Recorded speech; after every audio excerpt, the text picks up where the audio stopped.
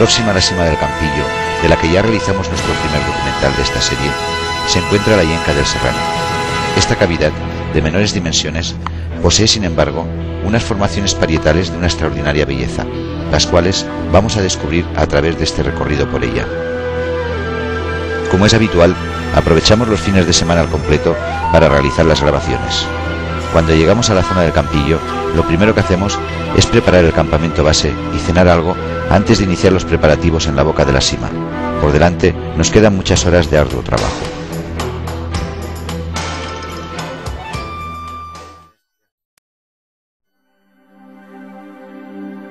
La boca de la Yenca del Serrano se encuentra en el margen derecho de un afluente del barranco del Pertecaste y casi en lo alto de la ladera.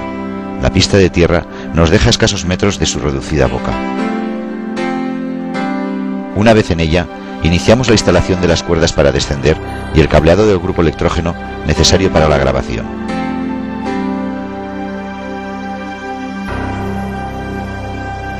Su boca de entrada es un estrecho tubo vertical de unos 7 metros, al final de los cuales nos encontramos suspendidos en el techo de una amplia sala.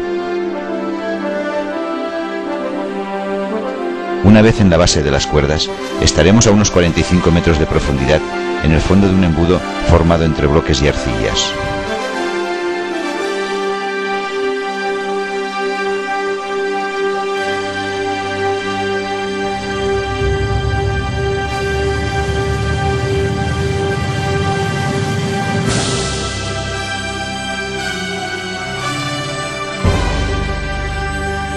Esta noche, y a la espera de que lleguen el resto de compañeros, nos dedicaremos a plantear la iluminación a lo largo del recorrido por esta gran sala.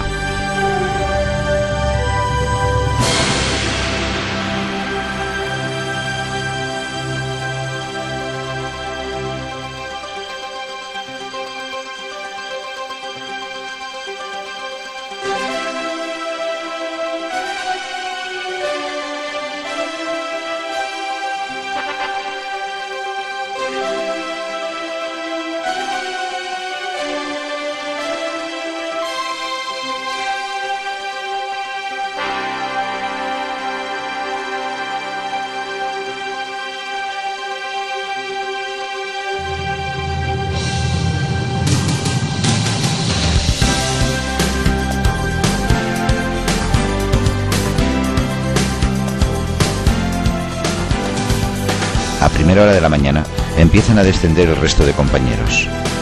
Los que nos hallamos en el interior llevamos unas cuantas horas situando el cableado eléctrico y estudiando las mejores tomas para este documental.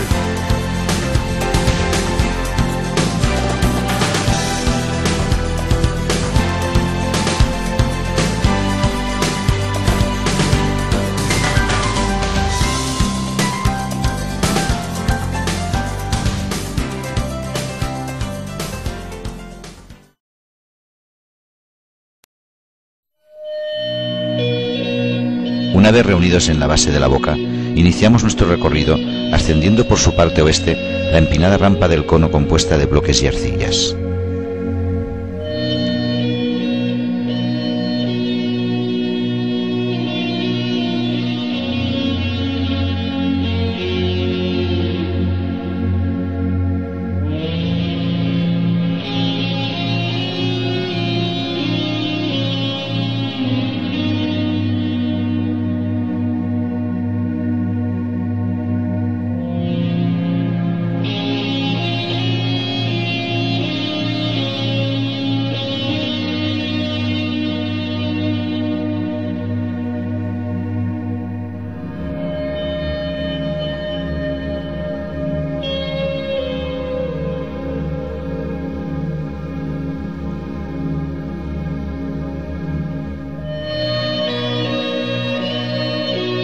Una vez en lo alto de la rampa, podemos ver la sala en toda su amplitud y descendemos hacia la pared noroeste. A partir de este momento, la fisonomía de la cavidad cambia completamente. Las formaciones calcáreas, estalagmitas y coladas hacen acto de presencia disgregadas a lo largo de toda la pendiente.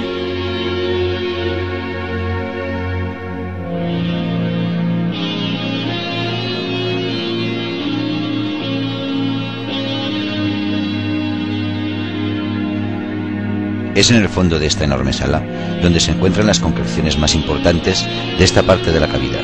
Su recorrido es todo un espectáculo para nuestra vista.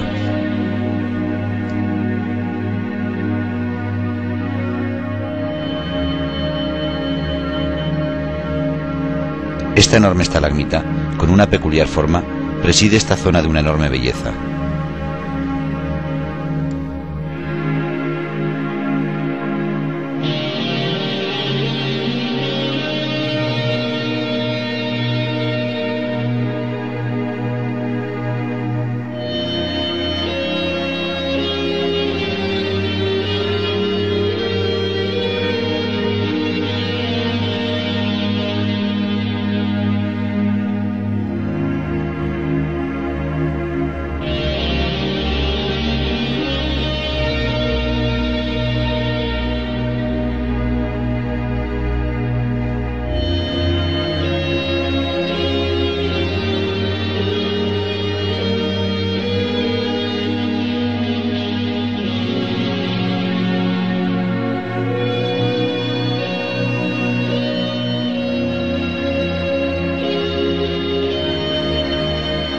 Continuamos nuestro recorrido siguiendo por la base de su pared noroeste. En este tramo se encuentra una zona con impresionantes formaciones parietales colmatando una de sus paredes. Gracias a la iluminación que llevamos, podemos ver en esta ocasión la belleza de esta pared en toda su extensión.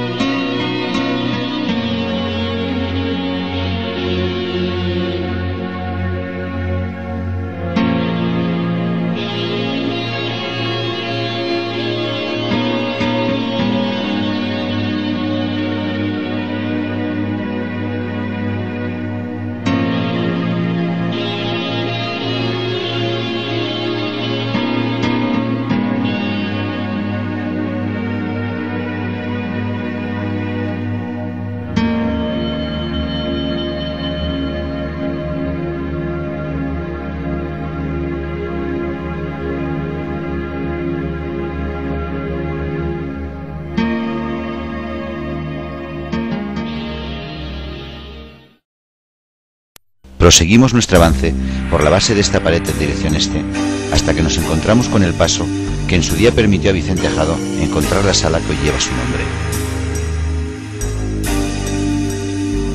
Este paso se trata de una estrecha gatera que se encuentra a 1,5 metros de altura en una zona de concreciones.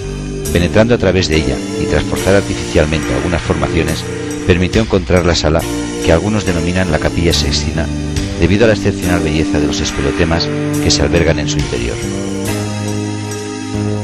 Afrontar una gatera de estas características requiere una preparación tanto física como mental. Se suele decir que por donde pasa la cabeza pasa todo, pero sobre todo lo que quiere decir es que el límite, la mayoría de ocasiones, es simplemente psicológico.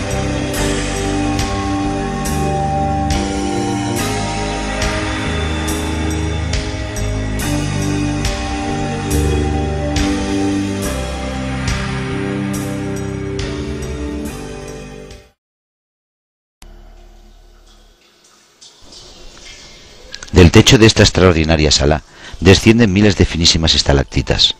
Algunas de ellas llegan a medir hasta 6 metros de longitud con tan solo 2 centímetros de espesor.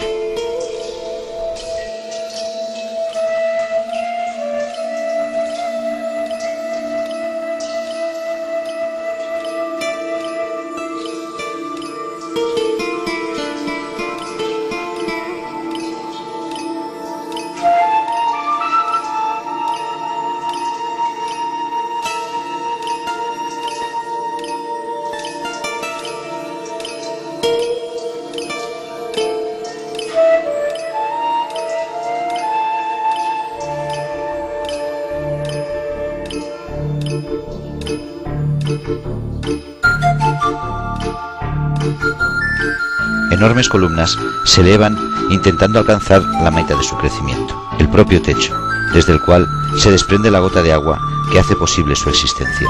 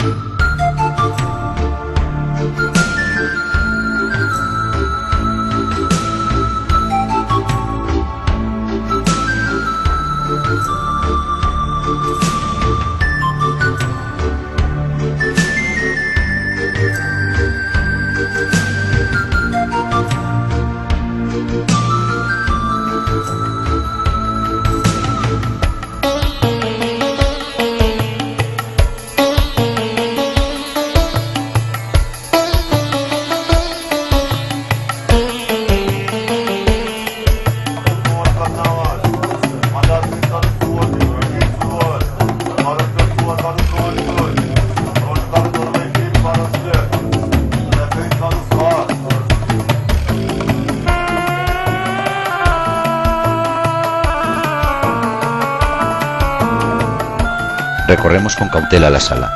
Su piso, por el que nos movemos, es una enorme colada completamente bañada por el agua que cae de sus techos. Esto hace que el suelo sea extremadamente resbaladizo y debamos extremar precauciones al desplazarnos por ella.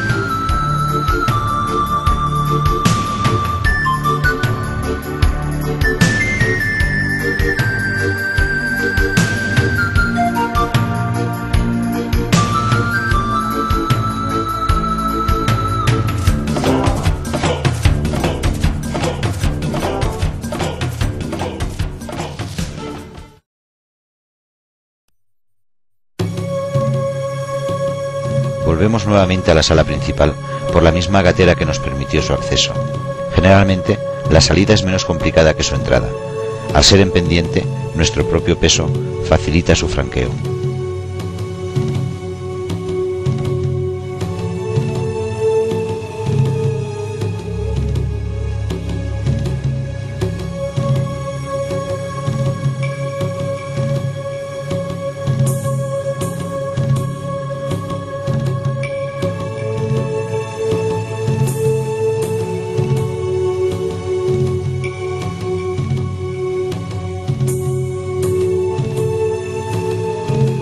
Nuevamente en la sala y próxima a esta zona se encuentra una sima que con unos claros síntomas de erosión permiten descender unos 23 metros, al final de los cuales queda completamente cegada.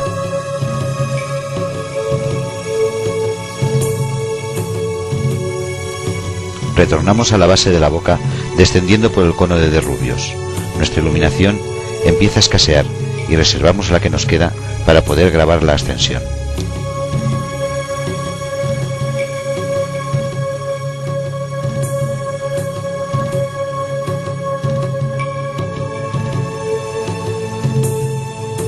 Desde la parte alta de la rampa que forma el cono, podemos ver la imponente vertical de unos 45 metros que nos separa del exterior.